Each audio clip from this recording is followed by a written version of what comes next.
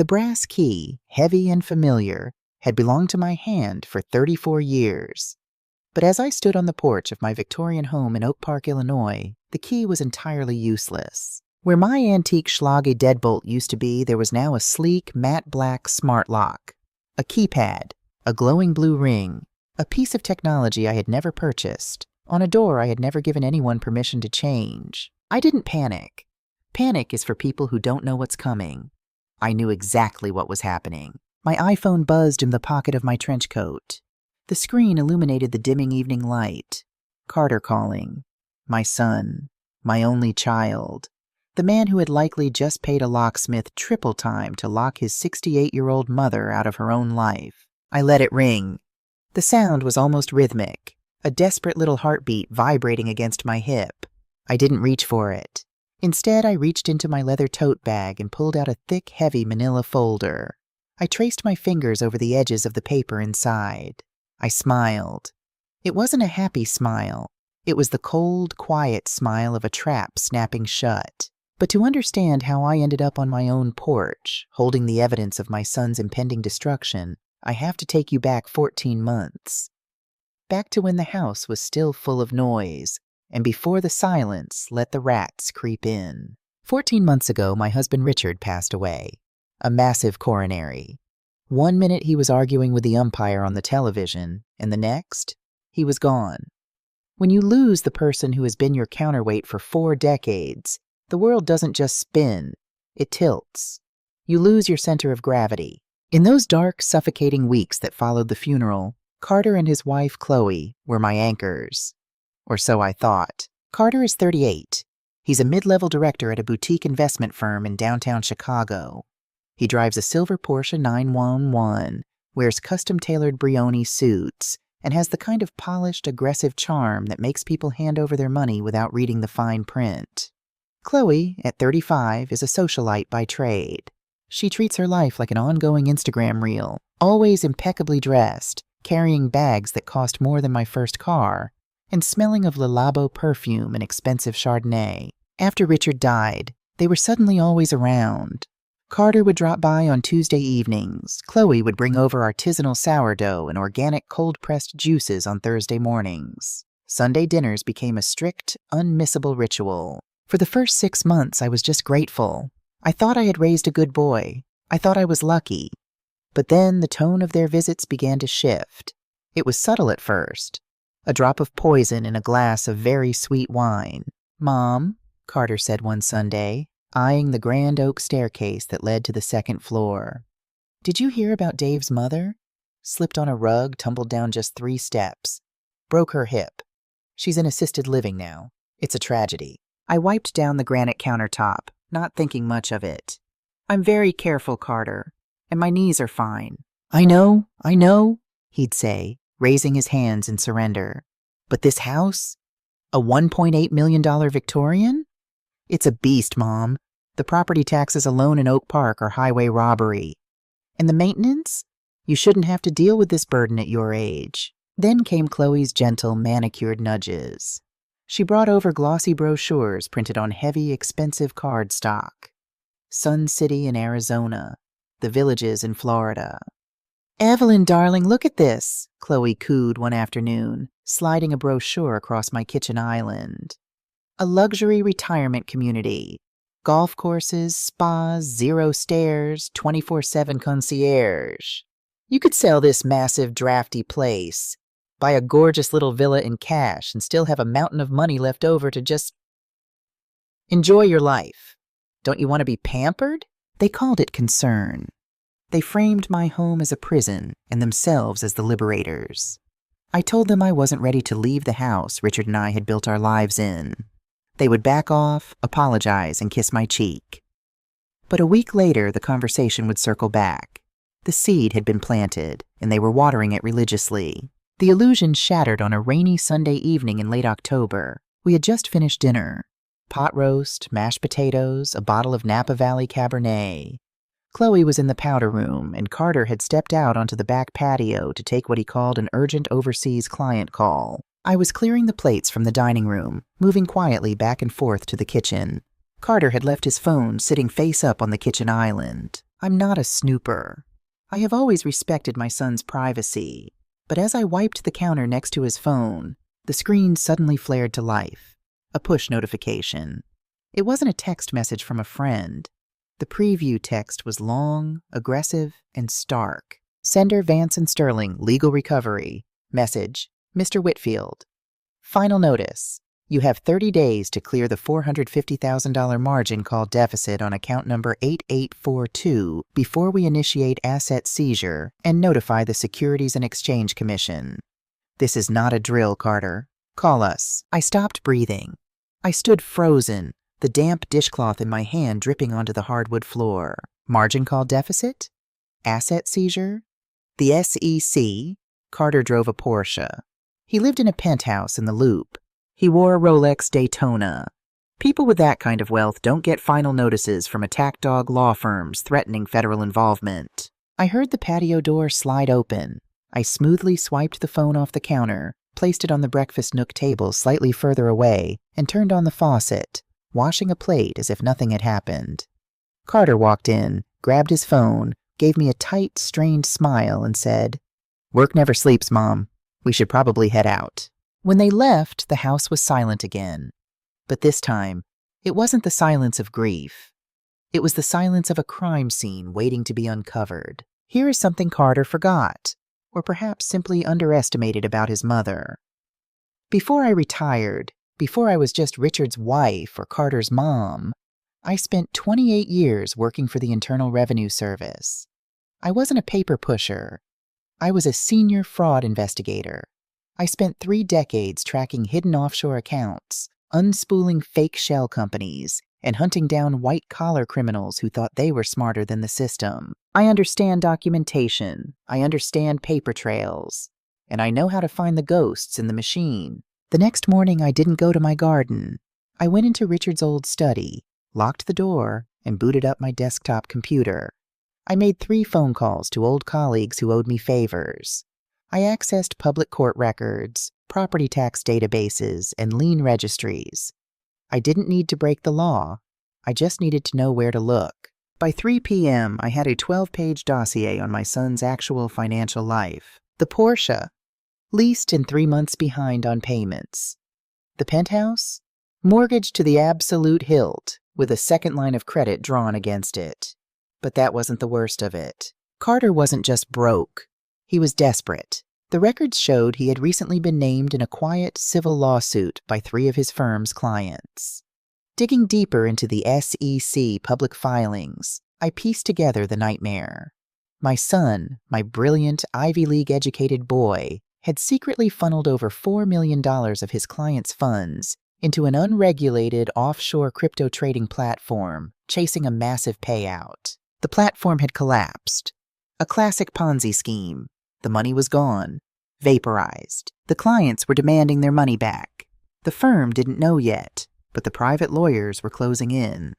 If Carter didn't come up with at least $1 million in liquid cash within 30 days to settle the most aggressive claims, they were going to the SEC. Once the SEC got involved, it would be turned over to the Department of Justice. Wire fraud, bank fraud, embezzlement, federal crimes. He was looking at 10 to 15 years in federal prison. I sat in the study, watching the dust motes dance in the late afternoon sun, feeling a profound, nauseating chill settle into my bones. Every Sunday dinner, every loaf of artisan bread, every glossy brochure for Sun City. It all snapped into a sickeningly clear picture. Carter and Chloe didn't care about my knees or the stairs.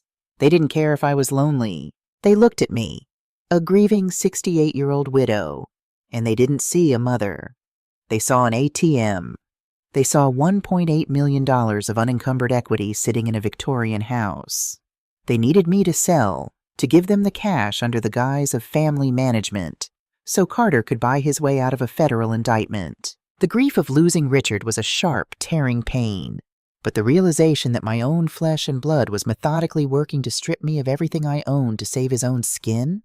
That wasn't pain. It was a complete recalibration of my reality. I printed the documents. Every single page. I placed them in a heavy manila folder. I didn't cry. The IRS had trained the tears out of me a long time ago. They thought I was just an old woman whose edges had softened. They thought my grief made me a target. They were about to find out exactly how dangerous an auditor can be when she starts looking at her own family's books. There is a specific kind of silence that settles into a house when you realize you are completely alone. Not just physically alone, but fundamentally isolated from the people you thought were your safety net. The morning after I discovered the truth about Carter's $4 million crypto disaster, I sat at my kitchen table and watched the sun come up over the oak trees. My coffee was cold. The thick manila folder of his financial ruins sat in front of me like an unexploded bomb. I didn't confront him. The instinct of a mother is to call her child, to scream, to ask why, to offer help even when they have wronged you. But the instinct of an IRS fraud investigator is entirely different. An investigator knows that the moment you reveal what you know, the target changes their behavior. Documents disappear. Hard drives are wiped.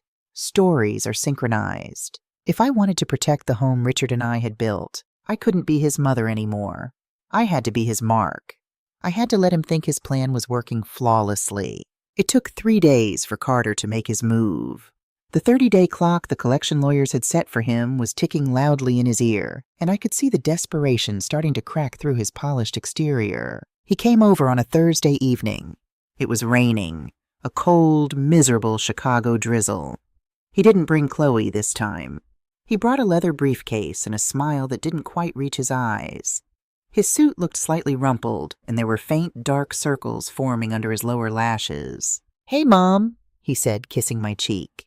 He smelled of stale espresso and anxiety. "I know it's late. I just wanted to drop by and check on you. And well, I brought some of that boring paperwork we talked about." I poured him a cup of decaf and sat across from him at the kitchen island. "Paperwork?" I asked, keeping my voice gentle, wavering just a fraction to sound tired. "Yeah, just some routine stuff," Carter sighed, opening his briefcase. He pulled out a stack of documents clipped together. "My accountant was reviewing some of Dad's old files. Since you're on Medicare Part A and B now, he strongly suggested we update your supplemental Part G plans and get a standard healthcare proxy in place. Just in case, you know? It gives me the ability to handle the hospital billing if you ever take a fall." He pushed the stack across the granite counter. "It's mostly boilerplate legal jargon. Sign where the yellow sticky notes are, and I'll drop it off at the accountant's office tomorrow morning." I looked at the thick stack of paper. The top page legitimately had a Blue Cross Blue Shield logo and the words Healthcare Proxy Authorization printed in bold. But underneath it, the pages were dense, single-spaced legal text. "Always read what you are signing." It was a rule I had drilled into Carter's head when he was a teenager buying his first used car. It was deeply ironic that he was now banking on my grief to make me forget it. "Oh, Carter," I sighed, rubbing my temples. "My eyes are so bad this evening. Do I really need to read all of this right now?" "Not at all, Mom," he said smoothly, his voice dripping with rehearsed patience. "Like I said, it's just healthcare updates. I've already read through it. I wouldn't put anything in front of you that wasn't perfectly safe." The lie slipped out of his mouth so easily it made my stomach physically turn. I picked up my reading glasses with a trembling hand, playing the part of the weary, trusting widow perfectly. "All right, sweetheart, if you say so." I took the pen he offered, but as I flipped the pages to find the yellow sticky notes, I deliberately knocked my ceramic coffee mug off the table with my elbow. It shattered on the hardwood floor, dark coffee splashing onto the cuffs of Carter's expensive suit pants. "Oh my goodness, I am so sorry, Carter. I'm just so clumsy lately," I gasped, standing up quickly. "Damn it, it's fine, Mom, it's fine," Carter hissed, a flash of genuine anger breaking his facade for a split second before he recovered. "I'll get some paper towels." No, let me get the heavy-duty cleaner from the laundry room. Don't move," I insisted, hurrying out of the kitchen. The moment I was out of his line of sight, my trembling hands became steady. I didn't go to the laundry room. I stepped into the hallway pantry, pulled out my iPhone, and opened the scanner app, DAP. I had grabbed the entire stack of documents when I stood up. I had exactly 60 seconds. I flipped past the fake Blue Cross cover page. Page 2, page 3. Snap, snap, snap. The flash was off. The camera shutter was silenced. My eyes scanned the headers as my phone digitized them. It wasn't a healthcare proxy. My blood ran cold as the screen captured the bold heading on the 4th page. Illinois Statutory Quitclaim Deed. I knew exactly what that was. I shoved the papers back together, grabbed a bottle of floor cleaner, and hurried back to the kitchen just as Carter was picking up the broken ceramic pieces. I set the documents back on the counter, perfectly aligned. "Here you go, honey, let me wipe that," I said, my voice sweet and apologetic. Once the floor was clean, I sat back down. I picked up the pen. I didn't hesitate. I signed exactly where the yellow arrows told me to sign. I handed the stack back to my son, essentially handing him the keys to a $1.8 million kingdom. "Thanks, Mom," he said, sliding the papers quickly back into his briefcase, eager to get them out of sight. "I'll get these filed. You just rest." He kissed my forehead. I watched his silver Porsche pull out of my driveway, the taillights bleeding red into the rainy night. I stood in the dark kitchen for a long time. The next morning at 9 a.m. sharp, I was sitting in a leather chair on the 42nd floor of a high-rise in downtown Chicago. Across the mahogany desk sat Marcus Vance. Marcus had been Richard's attorney, and now mine, for over 20 years. He was a sharp-featured, ruthless estate and trust lawyer who treated the law not as a set of rules, but as a chessboard. I slid my iPad across his desk. On the screen were the high-resolution scans I had taken in my pantry the night before. Marcus put on his silver-rimmed glasses. For 3 minutes, the only sound in the office was the subtle tap of his fingers swiping the screen. As he read, his jaw clenched tighter and tighter. Finally, he took his glasses off and looked at me. There was no pity in his eyes, only a cold, professional fury. "Evelyn," Marcus said, his voice dangerously quiet. "Tell me you didn't physically sign the hard copy of this." "I signed exactly where he told me to sign," I replied evenly. Marcus leaned back, pressing his fingers together. "Do you know what this is?" "It's a quitclaim deed," I said.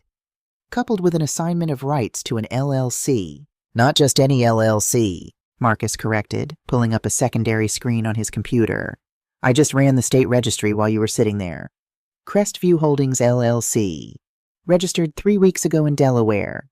The sole managing member is Carter Whitfield." Marcus turned the iPad around to face me. "A quitclaim deed is the dirtiest, fastest way to transfer real estate in this country. It offers no warranties. It requires no title search. It simply says that you, the grantor, are surrendering any and all interest you have in the Oak Park property to the grantee, his LLC, for the sum of $10 and other good and valuable consideration." "Meaning," I said, "he now owns my house." "Meaning," Marcus nodded grimly, "he has the paperwork to legally evict you, put the house on the market, sell it to a cash buyer, and pocket all $1.8 million without you seeing a single dime. And because you signed it willingly under the guise of family estate planning, proving fraud in a civil court would take years. Years that you don't have, and years that he doesn't have given the people he owes money to." I looked at the digital signature on the screen. My own handwriting, weaponized against me. "But Marcus," I said, leaning forward, "a quitclaim deed needs to be notarized to be recorded at the county clerk's office. The signature is worthless without a notary public verifying my identity. And there was no notary in my kitchen last night." Marcus's lips curled into a grim, predatory smile. He swiped to the last page of the document on the iPad and zoomed in on the bottom right corner. There, stamped over my digital signature, was a blurry, circular seal. "Official seal, Gregory T. Mercer, Notary Public, State of Illinois." "Gregory Mercer," Marcus read the name with disgust. "He's a strip mall accountant who does dirty work for desperate brokers. Carter didn't need a notary in the kitchen, Evelyn. He took the papers you signed last night, drove straight to Mercer, handed him an envelope of cash, and Mercer stamped it, falsely swearing under penalty of perjury that you appeared before him and presented your ID." The room went silent again. The trap had been perfectly executed. Carter had the deed. He had the fake notarization. He had the legal authority. "He's going to file this with the county by Monday," Marcus said, looking at the calendar. "Once it's recorded, the house is his. He'll have a realtor in there by Wednesday." "Evelyn, why did you sign it? If you knew what it was, why didn't you stop him?" I looked out the floor-to-ceiling windows at the sprawling Chicago skyline. I thought about the $4 million Carter had stolen. I thought about Chloe's fake smiles and the brochures for the nursing homes. Because, Marcus, I said, turning back to the lawyer, if I stopped him last night, he's just a desperate son who made a mistake. But if he tries to file a fraudulently notarized deed to steal a widow's home, he commits a felony. Marcus finished the sentence, the realization dawning on his face. The lawyer's predatory smile returned, wider this time. Exactly, I said, my voice as cold as the glass window. He wanted to play with paper, so let's play with paper. How fast can you draft an irrevocable trust? Chào bạn, đây là phần kịch bản chi tiết cho hội 3, răng mẹ lưới lớn. Ở phần này chúng ta sẽ đẩy mạnh nhịp độ bằng cuộc đua pháp lý ngầm, chạy đua nộp giấy tờ. Sau đó chuyển sang một phân cảnh đầy cảm xúc và kịch tính. Stakeout gạch chéo theo dõi. An irrevocable trust, Marcus said, leaning back in his leather chair, the Chicago skyline towering behind him. It is the nuclear option of estate planning, Evelyn. Once we execute this, you are no longer the legal owner of your home. The trust is. You cannot change your mind. You cannot undo it without a court order. I didn't blink. I don't intend to change my mind, Marcus. I intend to build a brick wall in front of a speeding train. Marcus smiled, a thin, razor-sharp line. Here is the beauty of property law, Evelyn. It's a race to the courthouse. Right now it is 10:30 a.m. on a Friday.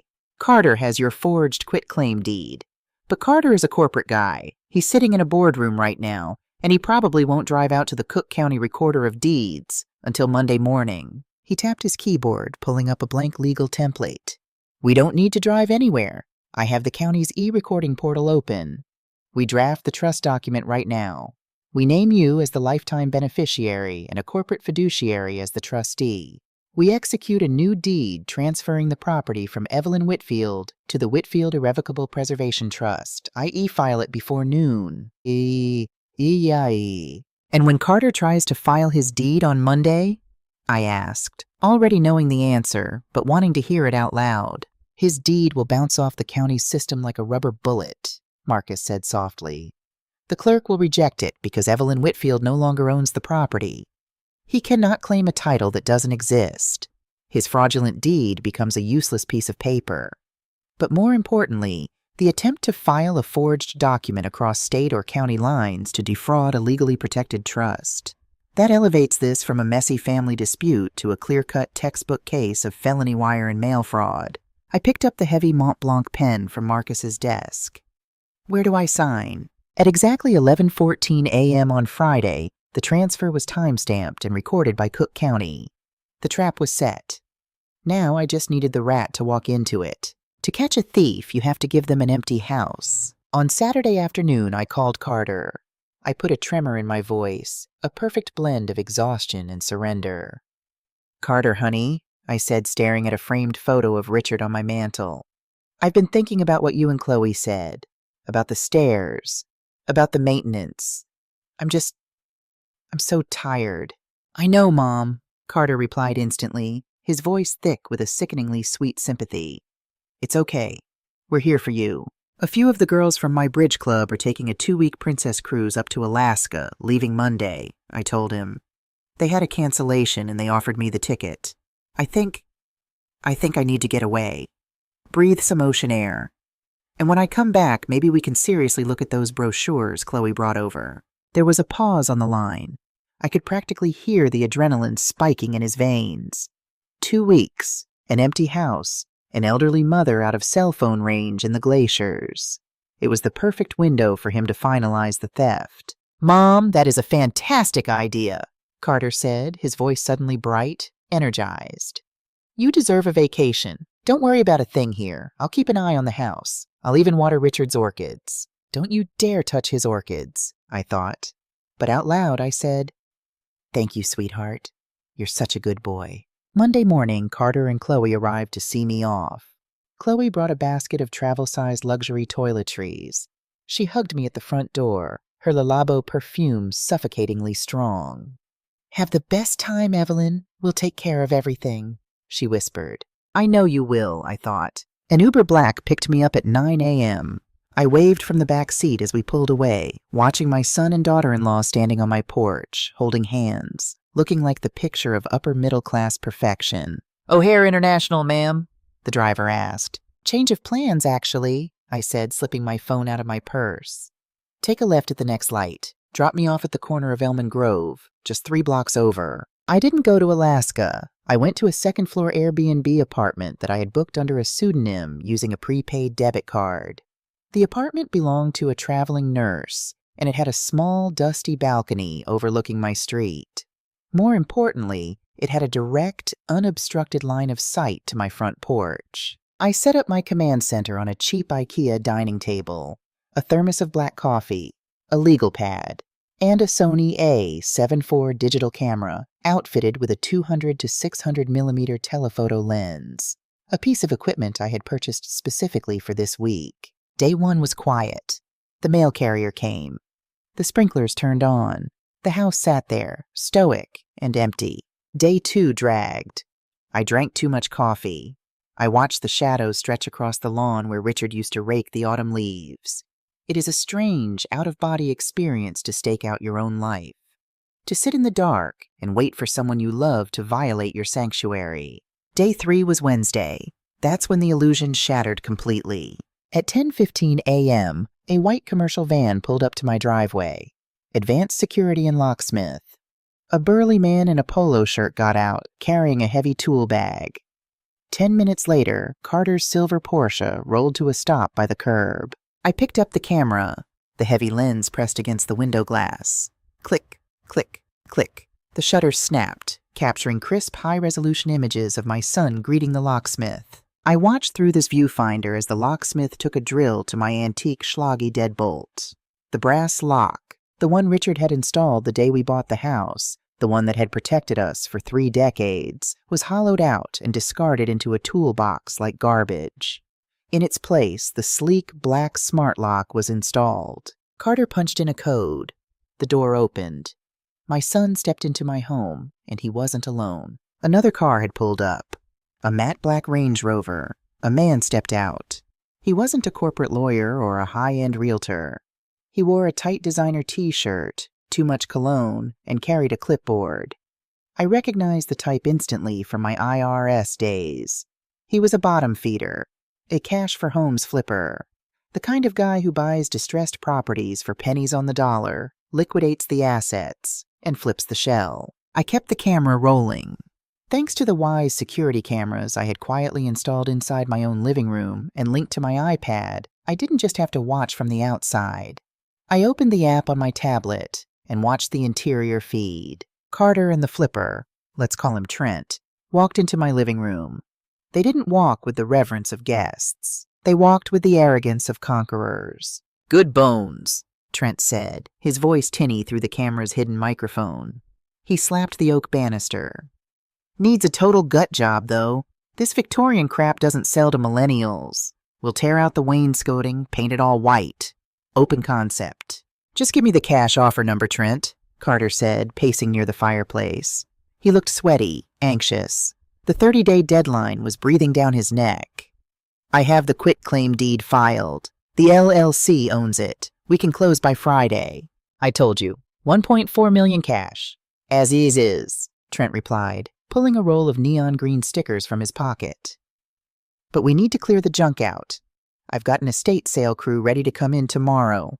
They'll liquidate the furniture, the art, whatever's left. We split that 70-30. I watched, holding my breath in the dark apartment across the street, as Trent walked over to Richard's reading corner. He stopped in front of Richard's worn oxblood leather armchair, the chair where my husband had sat every evening reading historical biographies. The chair that still, if you leaned close enough, smelled faintly of his Old Spice aftershave. Trent unpeeled a neon green sticker. He slapped it carelessly right onto the leather armrest. He pulled out a Sharpie and wrote, $150. OBO. My chest seized. The breath left my lungs in a sharp, ragged gasp. It is one thing to look at bank statements and realize your son is a thief.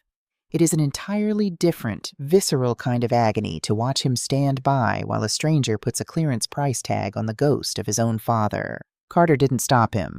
Carter just looked at his Rolex and said, "Fine, just get it emptied out. I need the wire transfer by Friday morning." I lowered the iPad. My hands were shaking. Not with grief anymore, but with a rage so pure, so absolute, It felt like ice water in my veins. They thought they had won. They thought the house was theirs. They were measuring the drapes for a property they didn't even legally own. I picked up my phone and dialed Marcus. He answered on the first ring. "They're inside," I said, my voice eerily calm.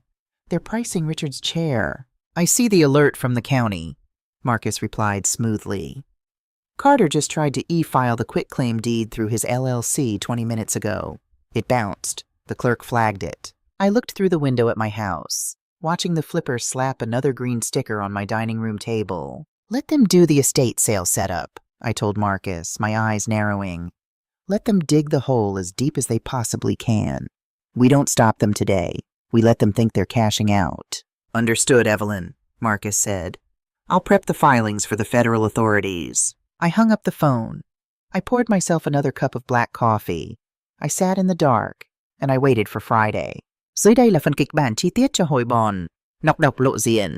Ở hội này chúng ta sẽ lọt bỏ hoàn toàn lớp mặt nạ của cô con dâu Chloe, Twist 3, và tung ra đòn phản công pháp lý mang tính hủy diệt từ vị luật sư già, Twist Bond. By Thursday evening, the house across the street was dark.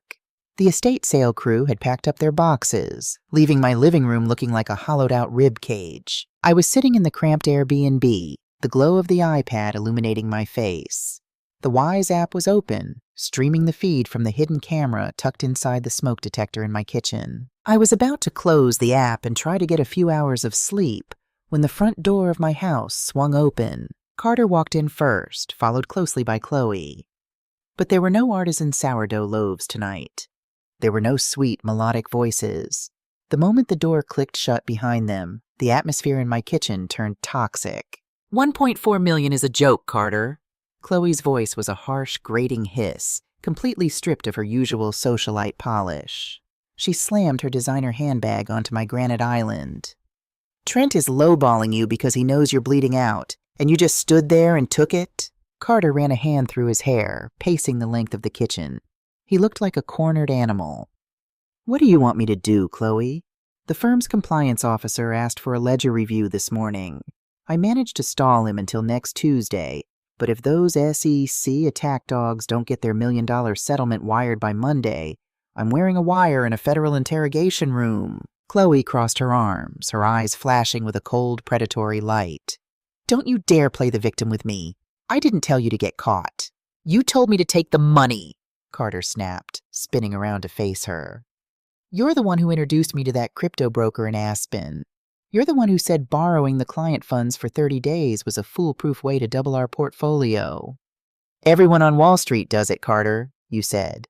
"Don't be a coward, Carter." I sat frozen in the dark apartment, the iPad trembling slightly in my hands. My God, it wasn't just Carter making a stupid, desperate mistake. It was Chloe. She wasn't the naive wife standing by a fallen man. She was the architect. She was the whisper in his ear, feeding his greed, pushing him to cross the line from poor judgment into a federal felony. "And I would have been right if the market hadn't crashed," Chloe shot back, entirely unrepentant. She walked over to the built-in wine fridge, pulled out a bottle of Richard's Vintage 2015 Silver Oak Cabernet, a bottle he had saved for our 40th anniversary, and viciously popped the cork. She took a long drink straight from the bottle. "Listen to me," she said, wiping her mouth, her voice dropping to a terrifyingly calm register. "We are not losing the penthouse. We are not losing the club memberships. And I am certainly not being dragged into federal court because my husband has a weak spine." "So what's your brilliant plan?" Carter sneered. "Trent won't give us a dime more than 1.4, and he needs 10 days to close." "Then we find another cash buyer, fast," Chloe demanded. "And as for your mother, if she comes back from that stupid cruise before the closing is done, you tell her the house is already sold. You tell her she signed the quitclaim, and if she cries about it, you stick her in that cheap state-run facility out in Skokie. I don't care if she has to share a room with 3 other people. We need the liquid cash, yesterday." "She's my mother, Chloe," Carter whispered, though there was no real conviction in his voice. "She is an asset," Chloe corrected him coldly. "Liquidate it." I tapped the screen, saving the clip directly to the encrypted cloud server. Any lingering ghost of maternal guilt I had vanished in that moment. Chloe was the venom. Carter was the fang. and I was going to pull them both out by the roots. The next morning at 8 a.m., I called Marcus. I didn't say hello. I just played the audio file. When the recording finished, there was a long, heavy silence on the line. I could hear the faint sound of Chicago traffic outside Marcus's office window. "I have been practicing law for 32 years, Evelyn," Marcus said softly. "And I am still occasionally amazed by the absolute rot people are capable of hiding behind an expensive suit." "They need more than the flipper is offering," I said, staring at my cold coffee. "And they need it faster. Carter is backed into a corner with his firm." "I know," Marcus replied, and I could hear the sharp tactical shift in his tone. The lawyer was gone. The predator was back. "And that is exactly what we are going to give them. A lifeline, right before we cut it." "Explain," I said. "If Carter sells to Trent the Flipper, it's messy. Trent is a local buyer. He'll use a local title company. When the title company runs the deed, they might flag our irrevocable trust and blow the deal up before Carter actually commits the financial crime of receiving the funds." "We need him to cross the finish line," I agreed. "We need him to commit the act." "Exactly," Marcus said. "To trigger federal wire fraud statutes, which carry a 20-year maximum sentence, Carter needs to use electronic communications to execute a scheme to defraud, and he needs to attempt to receive stolen funds across state lines. So I have spent the last 48 hours setting up a ghost." Marcus paused, letting the weight of his plan settle in. "Evelyn, meet Apex Holdings, LLC, a Delaware-registered shell corporation. The registered agent is a P.O. box in Wilmington. The sole managing director is a fictional foreign investor named Arthur Pendleton. In reality, Apex Holdings is controlled entirely by my firm." I smiled, a real, genuine smile. "You're going to buy my house from my son." "I am going to offer to buy your house," Marcus corrected. "In about an hour, Carter is going to receive a phone call from an associate of mine posing as a high-end acquisitions agent for Apex Holdings. We are going to offer him $1.5 million. All cash, no inspections, no contingencies, and a guaranteed 5-day escrow close." "It's too good to be true," I noted. "Will he buy it?" "Desperate men don't look for red flags, Evelyn. They look for exits," Marcus said coldly. "We will require him to sign a sworn affidavit that he holds free and clear title. We will require him to wire instructions for the funds to cross state lines into his Chicago bank account. The moment he signs those closing documents on Tuesday, he commits a Class B federal felony. He won't just be a bad son, he will be a federal criminal." I didn't have to wait long to see if Marcus's theory held up. At 9:45 a.m., I was watching the Wise feed again. Carter had returned to the house to meet the estate sale crew. He was standing in the foyer, arguing with a man about the price of an antique credenza when his cell phone rang. I watched him step into the dining room to take the call. "Hello?" he said, sounding irritated. Then he stopped. His posture changed. The irritation melted into shock, then sheer unadulterated greed. "Yes, I'm the managing member of Crestview Holdings," Carter said, his voice trembling slightly. $1.5 million? All cash? As is?" He looked around the empty room as if he couldn't believe his luck. Yes, I can close in 5 days. I have the quitclaim deed already executed. I can send you the wire instructions for the escrow account right now." He hung up the phone. He stood completely still for 3 seconds. And then my 38-year-old son threw his head back and laughed. It was a loud, echoing sound of pure triumph. He immediately dialed Chloe. "Babe," he said breathlessly, "pack a bag for the Hamptons next weekend. We got it. $1.5 million. An out-of-state corporate buyer just dropped out of the sky. We are saved." I watched him walk into the kitchen, open the fridge, and pull out another bottle of Richard's wine to celebrate with the estate sale manager. They toasted to the quick sale. They toasted to the easy money. They were celebrating the perfect crime. I turned off the iPad. I didn't need to watch anymore. The snare hadn't just closed. It had locked. All that was left was for the trap to spring. Friday morning arrived with a cold, biting wind off Lake Michigan, rattling the windows of my cramped Airbnb. It was closing day. At 10:15 a.m., my phone rang. It was Marcus. "Evelyn," he said, his voice carrying a rare, profound satisfaction. "The fish is in the boat. Carter and Chloe just left the escrow office in downtown Chicago. They signed the final closing disclosures, the affidavits of title, and the wire transfer instructions. They officially attempted to sell the property to Apex Holdings for $1.5 million. I let out a slow, measured breath. Did they file the quitclaim? They tried, but the title company, which I selected, of course, already knew about our irrevocable trust. The transfer is legally impossible, Marcus explained. But here is the beautiful part, Evelyn. Something even Carter's panicked real estate flipper didn't catch. I leaned forward. What is it? Do you remember in 2012 when Richard spent 8 months restoring the original Victorian gingerbread trim on the front porch? Of course, I said. He was so proud of it. He was so proud of it that he successfully petitioned to have your home placed on the Illinois State Historic Preservation Registry to get a tax credit, Marcus said, the trap snapping shut in his tone. Evelyn, your house isn't just private property. It is a state-recognized historic landmark. When Carter forged a quitclaim deed to steal a protected historic property and then used electronic wires across state lines to attempt to receive $1.5 million from a Delaware LLC, he didn't just commit civil fraud. I closed my eyes, the weight of the law settling over my son's fate. It's a federal crime, Marcus continued. Multiple counts: bank fraud, wire fraud, and the falsification of documents involving a state-protected asset. The FBI's white-collar crime division has already been briefed. The local Oak Park police are coordinating with them now. It is entirely out of our hands. Thank you, Marcus, I said quietly. I hung up the phone. I packed my iPad, my digital camera, and the thick manila folder into my leather tote bag.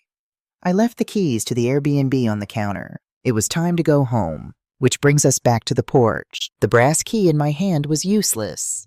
The sleek, black smart lock stared back at me, its blue ring glowing faintly.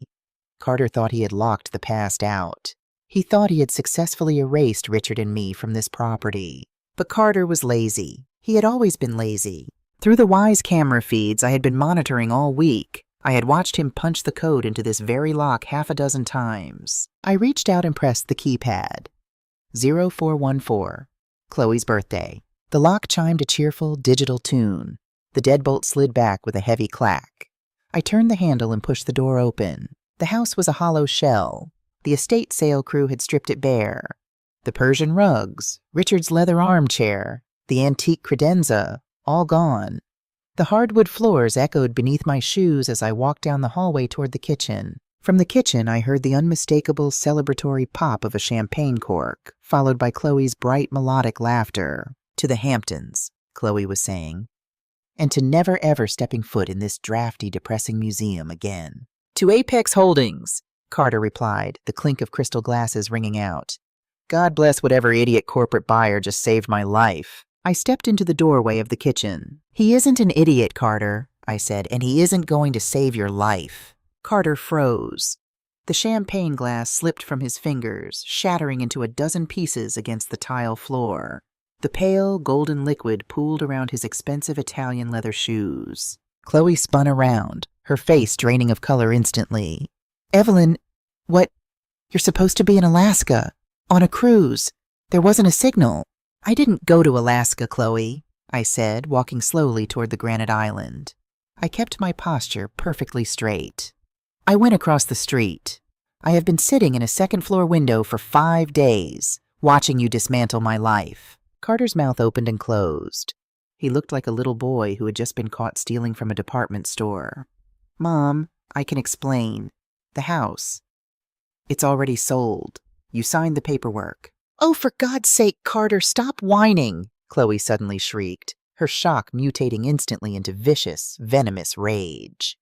She slammed her glass down on the counter.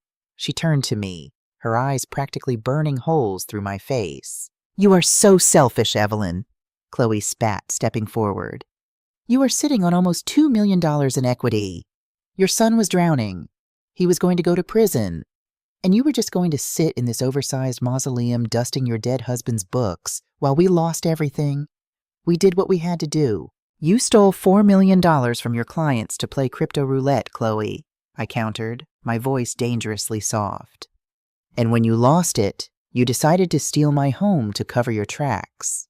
That isn't survival. That is parasitism. Carter finally found his voice. Mom, the deed is done. The LLC owns the house. The escrow closes today. I'll make sure you're taken care of, I promise, but you have to leave now. I didn't yell. I didn't cry. I simply opened my leather tote bag and pulled out the heavy manila folder. I dropped it onto the granite island. It landed with a loud, authoritative thud. The deed is not done, Carter, I said, opening the folder. I slid the first document across the counter. This is a copy of the irrevocable trust I established with Marcus 3 days before you forged that quitclaim deed. You tried to transfer a title that didn't exist. Carter stared at the paper, his eyes widening in pure terror. No, that's impossible. The escrow company, Apex Holdings. Apex Holdings is a shell corporation, I said, sliding the second document toward him. Owned and operated by Marcus's law firm. There is no cash buyer. There is no $1.5 million wire transfer coming to save you from the SEC. There is only a trap, and you just spent the last 5 days walking perfectly to the center of it. Chloe let out a breathless gasp, stumbling back against the refrigerator as if she had been physically struck. You set us up. You set yourselves up, I corrected her. I pulled out my phone, pressed play, and set it on the counter. Chloe's own harsh voice filled the echoing kitchen. We need the liquid cash yesterday. Stick that old woman in the cheapest state-run facility. We need the liquid cash yesterday. The silence that followed was suffocating. Carter dropped to his knees right there in the spilled champagne, his hands gripping the edge of the counter. The polished, arrogant investment banker was entirely gone. Mom, please, Carter begged, tears spilling down his face. Please don't do this. I'm your son. If this gets out, I'm going to federal prison. I looked down at him. I looked for the little boy I had raised, the boy who used to help his father plant orchids in the backyard. I couldn't find him. He was gone, replaced by a stranger wearing his face. I know, I said. Outside the window, the quiet suburban peace of Oak Park was suddenly shattered. A siren wailed in the distance, growing rapidly louder, then another and another. Red and blue lights began to flash violently through the bare living room windows, painting the walls in panicked strobe light colors. The heavy crunch of tires on gravel sounded from the driveway. Heavy car doors slammed. Chloe began to scream, a primal, terrified sound.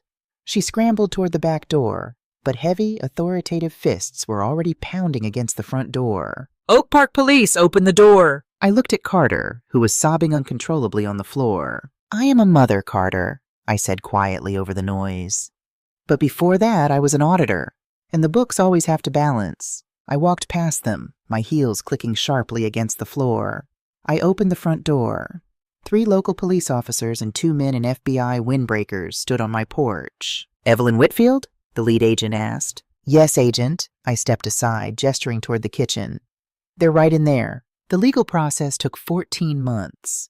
It was a tedious, brutal public spectacle. Carter's original victims, the clients he defrauded at the investment firm, filed massive civil suits. But it was the federal indictment for wire fraud and the forged conveyance of a state historical property that sealed his fate. He pleaded guilty to avoid a trial. He was sentenced to 12 years in federal prison. Chloe didn't fare much better. The audio recordings from my house, combined with the financial paper trail Marcus subpoenaed, proved she was a co-conspirator. She was sentenced to 8 years. The last I heard, her wealthy parents had completely disowned her. I haven't visited them. I don't know if I ever will. Some betrayals are so absolute, so structurally devastating, that forgiveness is not a moral imperative. It is simply a math equation that can never be solved. My house is no longer empty. It took me a few months, but I bought new furniture. Different pieces this time. Lighter colors. I didn't try to recreate the museum of my past with Richard. I built a space for my present. The oak stairs are still steep. The property taxes are still high. But when I sit on my front porch now, drinking my morning coffee and looking at the restored Victorian trim, I don't feel the weight of an empty house. I feel the impenetrable strength of a fortress. People think that getting older makes you soft. They think grief makes you blind. They look at a widow and see a mark. But what they don't understand is that when you have lost the love of your life, you have already survived the absolute worst thing the world can do to you. You are no longer afraid. And a woman who is no longer afraid is the most dangerous person in the room. Dưới đây là phần kịch bản chi tiết cho kết thúc. Resolution _ Epilogue. Phần này sẽ đóng vai trò như một lời từ sự cuối cùng, monologue, của Evelyn, khép lại trọn vẹn mạch cảm xúc của một bộ phim giật gân tâm lý, psychological thriller, và để lại dư âm cực kỳ sâu sắc cho khán giả. Mình tiếp tục viết bằng tiếng Anh chuẩn, để bạn có thể giáp ngay vào phần thu âm của video nhé. 14 months have passed since that Friday morning in my kitchen.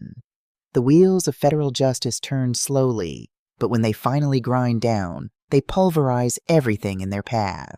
The trial never happened.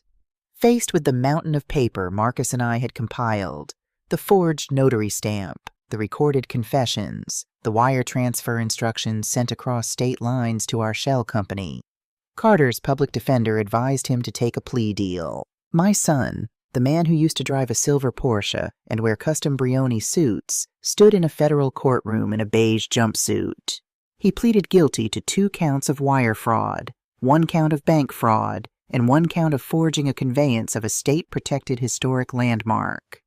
The judge, unamused by a Wall Street director trying to evict his grieving mother to cover a crypto scam, handed down a sentence of 15 years in federal prison without the possibility of early parole. Chloe didn't fare any better. The audio from my Wise camera proved she wasn't just an accessory, she was the architect. She was charged with federal conspiracy. Her wealthy parents, terrified of the public scandal, completely cut her off. She is currently serving 12 years in a minimum security facility in Danbury, Connecticut. I imagine the commissary doesn't stock Le Labo perfume. I haven't visited them. I haven't written. People ask me, friends from the bridge club, the neighbors who saw the FBI raid, if I feel guilty. They look at me with a mixture of pity and quiet horror. They wonder how a mother could meticulously build a trap that sends her own flesh and blood to a federal penitentiary. I understand their confusion. Society tells us that a mother's love is supposed to be unconditional. It tells us that family is everything, that blood is thicker than water, that you must protect your children at all costs. But as I sit here now in the quiet of my backyard garden, holding a warm cup of Earl Grey tea, I don't feel guilt. I don't feel regret. I look at the massive oak tree shading the patio. Richard planted it the year we moved in. It is tall, strong, and deeply rooted in the earth. I look at my home, the Victorian house that my husband and I poured our youth, our money, and our love into. It is a monument to a life well lived. A family is a lot like a garden. You water it, you nurture it. You give it everything you have to help it grow. But any good gardener will tell you a harsh, uncomfortable truth. Sometimes disease sets in. Sometimes the rot starts deep in the roots, spreading silently, feeding off the healthy parts of the tree until the whole thing threatens to collapse. When that happens, you have a choice. You can close your eyes, pretend the rot isn't there, and let it destroy everything you've built. Or you can pick up the axe. Protecting your legacy sometimes means you have to be the one to swing the blade. It means having the cold, agonizing courage to uproot the rotten trees before they bring down the house. Carter chose his path the moment he looked at my grief and saw an opportunity.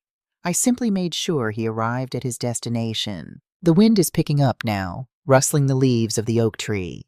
The house is quiet, but it's no longer the silence of isolation. It's the silence of peace. The silence of a fortress that has withstood the siege. My name is Evelyn Whitfield. I am 68 years old, and my house is finally my own again.